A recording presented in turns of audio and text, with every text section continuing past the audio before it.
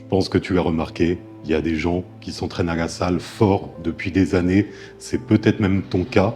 Ce fut mon cas pendant de très longues années.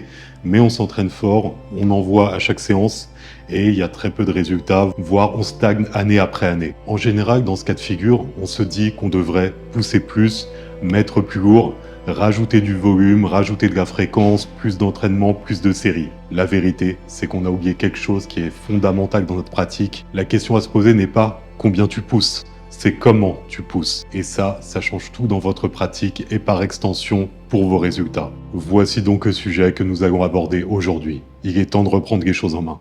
Nous allons nous focaliser sur un problème universel.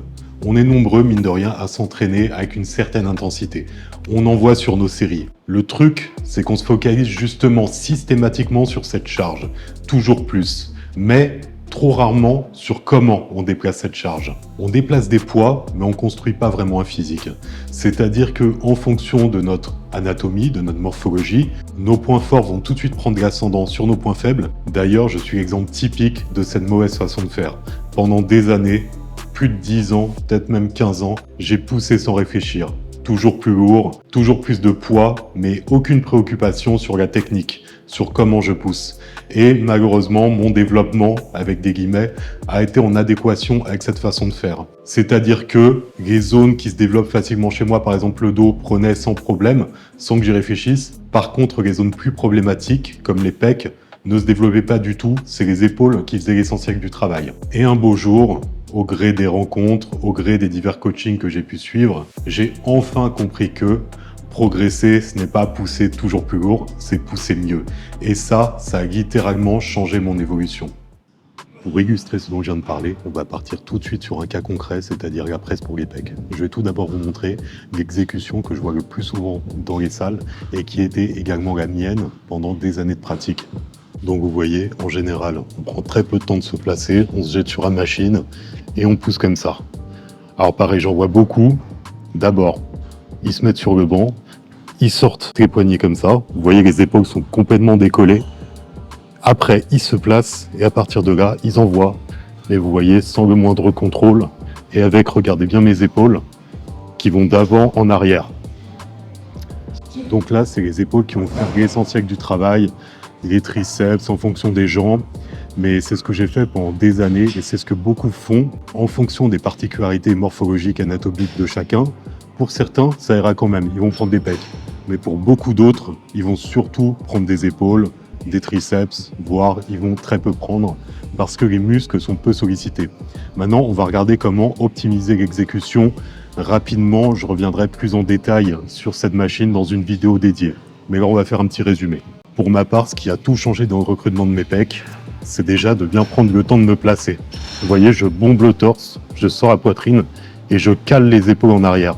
Après, j'ai mis des cales sous les bras de la machine pour ne pas partir de trop bas parce que comme vous voyez, j'ai de très longs bras. Donc, si je pars de trop bas, ça me surétire les épaules. Une fois que tout est calé, que je suis ancré, mes omoplates sont serrées, là, je vais pousser, mais en conservant les épaules en arrière. Vous voyez, je ne les sors pas. Je les garde collées au banc. Je contrôle bien ma descente et à partir de là, j'envoie. Alors évidemment, tout ce que je dis est à nuancer. Là, je parle dans une optique de reprendre les bases, de bien faire les choses. Quand vous avez de la bouteille, que les bases sont acquises, que tout est calé, omoplate serrée, épaules en arrière, là, on peut mettre plus de rythme, d'intensité pour envoyer plus fort, mais sans dégrader justement cet aspect technique. Là, avec cette forme d'exécution, la tension est constante sur les muscles qu'on souhaite travailler. C'est pas mes articulations qui prennent, je me concentre vraiment sur le recrutement musculaire. Dans le fond, ce qu'on recherche, c'est pas la charge pour la charge, c'est de solliciter les muscles qu'on veut travailler. On veut développer notre physique de manière harmonieuse. Et donc ça, c'est tout simplement la base pour se construire un physique. Ce que j'ai envie de te transmettre maintenant, c'est ça. Tout ce que je viens de t'expliquer depuis le début de cette vidéo. Comprendre les machines, comprendre ton corps et faire en sorte que chaque répétition compte. Je veux t'éviter de passer par les mêmes erreurs en fait que j'ai pu faire et par 10 ans de stagnation comme j'ai pu le connaître. Parce que si tu veux te construire un vrai physique, il faut que ton entraînement arrête d'être un réflexe dans le mauvais sens du terme. Il faut qu'il devienne une intention avec un engagement total. D'ailleurs, c'est exactement ce que je fais aujourd'hui avec tous mes clients. On ne pousse pas au hasard, on pousse avec du sens. Dans les prochaines vidéos, je vais décortiquer chaque machine. La presse à pec qu'on a vu tout à l'heure, la majorité des presses pec, les machines pour les jambes, pour le dos, on va tout revoir à zéro, on va revoir toutes les bases. Et également comment optimiser les choses. En gros, je vais montrer comment les utiliser pour développer vraiment ton physique, parce que c'est ça qui nous intéresse ici. On n'est pas là juste pour bouger des poids d'un point A à un point B. N'oublie pas le fond de cette vidéo, c'est pas en faisant plus que tu progresseras, c'est en faisant mieux.